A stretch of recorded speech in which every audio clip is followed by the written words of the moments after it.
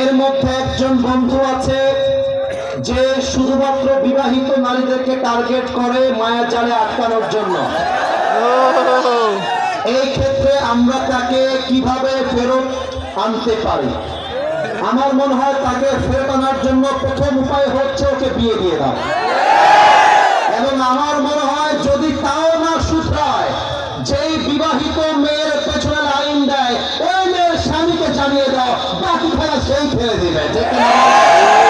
এবং আসলে কি বলবো, আজকালকার অনেক ছেলে পেলে স্কুল কলেজের সামনে, বিশেষ করে উইমেন কলেজ যেগুলো আছে, মহিলা কলেজ, এগুলোর সামনে বাইক নিয়ে সাইকেল নিয়ে দাঁড়িয়ে থাকে লাইন মারার জন্য।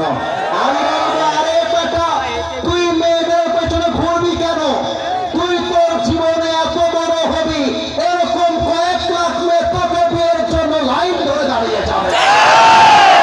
এদের এখানে অনেক যুবক আছে যারা ছেঁকা খেয়ে বেটা হয়ে গেছে।